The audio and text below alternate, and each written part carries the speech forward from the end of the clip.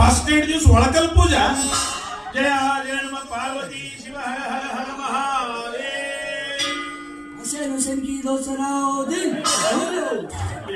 First aid ದಿವಸ ಒಳಕಲ್ ಪೂಜೆ ಮಾಡ್ತಾರೆ ಅಂದ್ರೆ ಆಮೇಲೆ 4 ಜನ ಮುತ್ತೈದೆರು ಬಂದು ನಿನಗೆ ರೇಷ್ಮೆ ಸೀರೆ ಉಡಿಸಿ ಶೃಂಗಾರ ಮಾಡಿ ಫಸ್ಟ್ ರೂಮ್ ಕಳಿಸ್ತಾರೆ. ಆಮೇಲೆ ರೇಷ್ಮೆ ಸೀರೆ ಎಲ್ಲ ಒಲ್ಲೆನ half jeans pant T shirt ಬೇಕು ನಂಗೆ.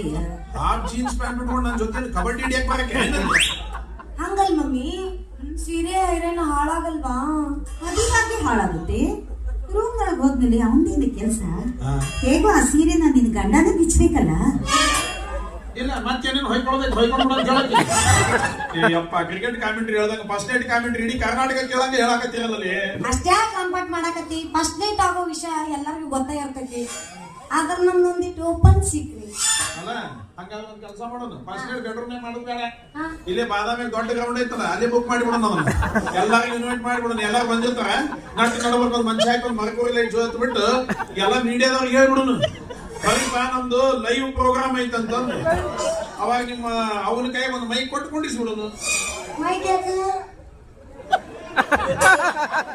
ಕ್ರಿಕೆಟ್ ಕಾಮೆಂಟ್ರಿ ಹೇಳ್ದಂಗ ನಮ್ ಫಸ್ಟ್ ನೈಟ್ ಕಾಮೆಂಟ್ರಿ ಹೊಯ್ಕೊಳಕ, ಮತ್ತ ಮ್ಯಾನ್ ಆಫ್ ದ ಮ್ಯಾಚ್ ಯಾರು ವಿನ್ ಆಗ್ಯಾರ ಅಂತಂದು ಎತ್ತಿ ನಮ್ಮ ಕೈಯಾಗ ಕೊಡಾಕ.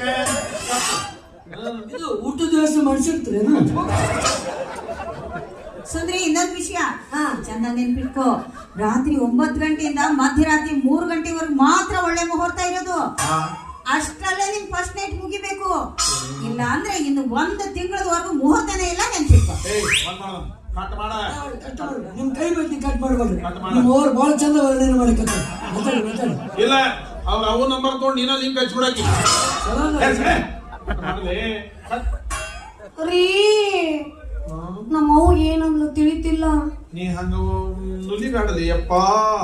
ಮನಿಗೆ ಹೋಗೋದು ತಡ ಆಗತ್ತಂತ ಮತ್ತಿಲ್ಲೇ ಏನಾರ ಕಂಟಿ ಮನೆಗೆ ಹೋಗ್ಬೇಕಾಗತ್ತೆ.